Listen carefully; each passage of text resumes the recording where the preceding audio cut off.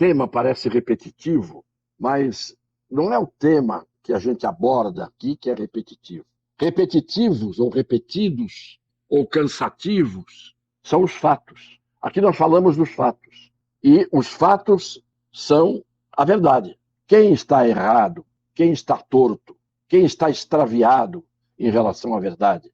Aqueles que negam os fatos, escondem os fatos, fogem da realidade. E quando isso é feito em parceria, e quando a parceria envolve mandões dos poderes da República, é evidente que o Brasil tem que estar a par, tem que ser esclarecido, avisado, alertado.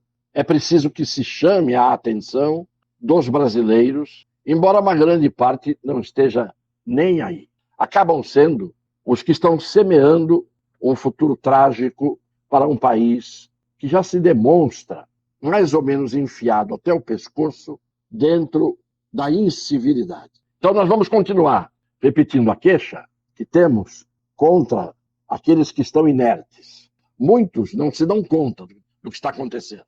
Enquanto alguns poucos mandões, prepotentes, arbitrários, donos do Brasil, continuam de uma forma assintosa, atrevida, esbofeteando a cara da pátria. Isto é, a cara de cada um de nós. Vão indo, vão indo. Vamos falar aqui do que aconteceu nos últimos 15, 20 dias. Uma coisa importante. Percebam como no Brasil a cada dia é um fato novo, um pior que o outro, que parece que vem para encobrir o fato velho da véspera. Porque aqui a véspera é antiga em relação ao dia seguinte. No Brasil de hoje, a véspera é velha. E o dia seguinte é o futuro, que acaba sendo véspera velha do outro dia seguinte. Então vejam como, nesses últimos dias, alguns fatos se sucederam. E ninguém me diga que é apenas coincidência, porque até pode ser coincidência. Mas eu tenho o direito de supor que algumas coincidências são tão coincidentes que parece que são conscientes, isto é, fruto de caso pensado. O ministro falou na UNE, onde não deveria estar, coisas que não poderia falar, mas já que falou e já que estava, deveria sofrer as consequências do seu ato. Mas não há consequência para os atos dos que estão acima da lei ou fora da lei no Brasil.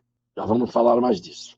Então quando o ministro falou na UNE, estando onde não devia, a repercussão veio imediatamente pelo absurdo do que ele disse e do lugar onde ele estava para dizer o que disse. Só que quando a reação ia começar a acontecer, no dia seguinte, aparece o episódio do aeroporto de Roma, no momento do Arrivederci Roma. E aquilo tomou os espaços da mídia, esta mídia absolutamente dolosa, desinformadora, para a qual nenhuma consequência advém, porque faz parte da turma que não sofre consequências, como eu acabei de dizer agora há pouco. Mas o fato de Roma encobriu o fato da UNE. E as tais imagens que chegariam numa sexta-feira, brevemente, já passaram pelo tempo 2 sextas-feiras, e hoje é a terceira sexta-feira, e não se fala mais de Roma, nem das imagens de Roma, que trariam uma verdade que não veio. E se a verdade não veio, é porque o envolvido não queria que ela viesse. Que quando ele quer uma coisa, ele manda fazer na hora, por bem ou por mal. Pois bem, não vieram as imagens, mas apareceu uma imagem, ainda que curta, que a família da vítima apresentou e entregou à justiça. Não mostraram, os familiares não mostraram, não vazaram, não fizeram alarde, mas disseram que no seu conteúdo estava o quê? Estava a versão invertida que se noticiou a respeito do problema de Roma, logo no dia seguinte, como cortina de fumaça para encobrir o fato da UNE. Como Roma foi caindo também na velhice da véspera, na antiguidade da véspera, aparecem as imagens do Ministério da Justiça, que a CPMI exigiu fossem entregas com o poder constitucional de exigir isso. Que disse o ministro da Justiça? Não entregou as imagens. não quis mostrar as imagens. Todo mundo que esconde imagens, e tal esconde de imagens, que não dá para entender, a não ser sob a ótica nítida de que quem esconde imagem não quer que se veja o que a imagem mostra, esconde a verdade e não quer que se veja a realidade e a verdade como são. E essas pessoas não têm o direito de fazer isso. Ao contrário, têm a obrigação total, absoluta, de mostrar essas imagens ao Brasil. Aí, 48 horas foram dadas de prazo para o senhor Dino apresentar as imagens. E o que é que ele faz? Ele ignora o poder legislativo que dá o prazo para ele apresentar as imagens numa CPI que tem poderes para exigir isso e vai perguntar ao mandão do Tribunal Maior se pode, se deve apresentar as imagens que a CPMI está exigindo. Venceu o prazo, ele não apresentou e foi bater na porta do tribunal, que não tem nada a ver com isso, mas na prática a gente sabe que tem tudo a ver com isso e com tudo. E o apressado, o solerte, o rápido ministro, que quando há um fato que é do seu interesse agir, faz em poucos minutos tudo acontecer, até agora não tem resposta se devem as imagens que a CPMI quer ver, se devem ou não ser entregues. E nós todos, estultos, idiotas, imbecis, aliás, já fomos chamados, adjetivados dessa maneira, por essas figuras que nos resumem numa nação de manés, nós ficamos esperando, olhando, e o descaramento corre solto. Na cara de todo mundo fazem o que querem. E aí, então, como as imagens não foram entregues, e como começou uma reação, surge o problema da segurança pública no estado de São Paulo. E o que acontece? Na Bahia, mataram criminosos, o governador pertence ao Partido dos Trabalhadores, é um engenheiro agrônomo, ninguém disse uma palavra sobre as mortes dos criminosos na Bahia que confrontaram a polícia.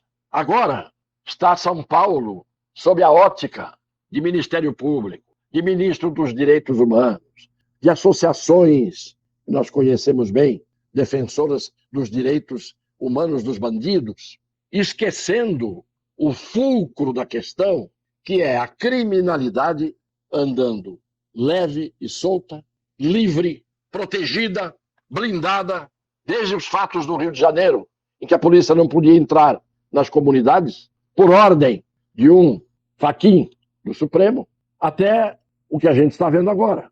Ninguém está preocupado com a morte dos policiais. Ninguém está preocupado com o crime tomar as favelas como suas, e são milhares em algumas e milhões de pessoas em outras que estão reféns da criminalidade. Isso não é importante, isso é secundário. Importante é que mataram o bandido num confronto com a polícia, depois de os bandidos começarem, primeiro eles, a matarem e a atirarem em policiais que não estavam agredindo nem em operação naquele momento contra ninguém. E o país perdeu de tal forma a vergonha, é tão sem noção hoje, uma grande parte do povo brasileiro, que ninguém se dá conta que essas mortes que acabam acontecendo eventualmente de inocentes ou de pessoas que não devem, não é o fato de não ter antecedentes criminais que isenta a pessoa de ser um criminoso. Tem muito criminoso que é primário, não tem antecedentes, não tem passagem, mas está praticando crimes. Mas não é nem isso. Por que acabam morrendo essas pessoas, às vezes, quando há esses confrontos? Porque os criminosos vão tomar as áreas das comunidades exatamente porque se a polícia vai lá para cumprir o seu dever de atacar a criminalidade, de prender os criminosos, de impedir o narcotráfico de fazer o que faz, acaba a comunidade que está ali do lado, porque eles se metem no meio, ali dentro. Então não é de se estranhar que morram inocentes, porque os bandidos vão para lá de propósito, para que morram, eventualmente, alguns inocentes. Porque eles estão ali tomando conta daquela área. Eles são os donos do território. E a polícia não pode entrar. E a polícia não pode combater o crime. E nós aceitamos isso como uma coisa normal, natural, corriqueira, rotineira e, pior de tudo, uma coisa legítima e legal.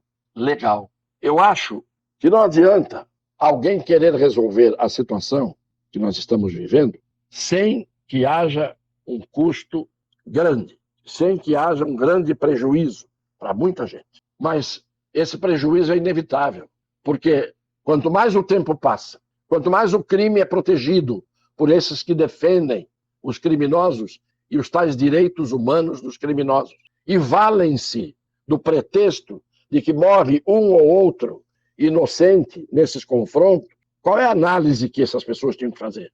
Morrem porque o ambiente está tomado, dominado pelos criminosos, que fazem milhares em alguns lugares e milhões em outras comunidades maiores de reféns.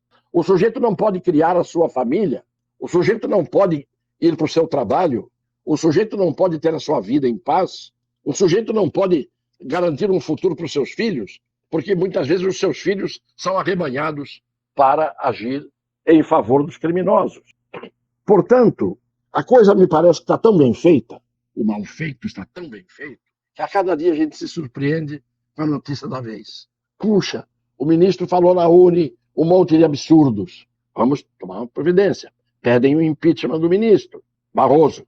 Dia seguinte, aconteceu lá um negócio no aeroporto de Roma. As imagens estão chegando aí. Chegaram coisa nenhuma. Não vieram coisa nenhuma. E se vieram, não mostraram. E se não mostraram, é porque a história estava contada de acordo com o interesse de quem inventou uma história. É a dedução lógica. E depois, e agora? Agora, São Paulo tem que entrar na linha. Só que agora já virou para Penha, no Rio de Janeiro. O confronto está lá. E aqui, São Paulo deu o exemplo. Então, estão querendo apurar se houve excessos. Excesso é o seu ministro esconder as imagens do seu ministério no dia 8 de janeiro. Excesso é o general que deu guarida aos invasores. Excesso é o governo receber 33 alertas da ABIN do que poderia acontecer naquele dia e todo mundo tirou o time de campo como se tivesse uma coisa armada, preparada para acontecer aquele vandalismo daquele dia. Porque ela precisa depois apelidar o vandalismo de golpe de Estado. Não há como querer dar outra interpretação lógica aos fatos que vêm ocorrendo que contrariem isso que eu estou dizendo. Não há como. Eu quero ver quem é que vai dizer o contrário e mostrar que nós que estamos raciocinando com o direito, com a Constituição, com as leis, com os fatos, como as coisas estão contadas, com os personagens fazendo o que estão fazendo, quero ver quem é que vai desmentir isso com um argumento sério, verdadeiro e lógico. Não haverá. Vamos ver qual será o próximo assunto de hoje até segunda-feira e vamos ver qual será a resposta, que eu já adivinho, do ministro consultado pelo outro ministro, se deveria ou não apresentar as imagens, passando por cima da Constituição, da lei e do Congresso Nacional. E o bananão do Senado está vendo tudo isso e simplesmente não dá nem trinado de pardal quando, em determinados momentos, ele deveria rosnar como um leão. Mas ele não tem essa essência, ele não tem essa vocação, ele tem outros interesses. E de covardia em covardia de outros, de coragem emprestada que alguns recebem e se desmandam, nós vamos indo, caminhando com a nossa indignação cada vez mais estrangulando a nossa garganta. E isto é a antevisão de um país que, indo de mal a pior, não terá futuro. Compartilhem, comentem, acionem o sininho, deem o joinha e vamos em frente. Um beijo no coração das pessoas de boa fé.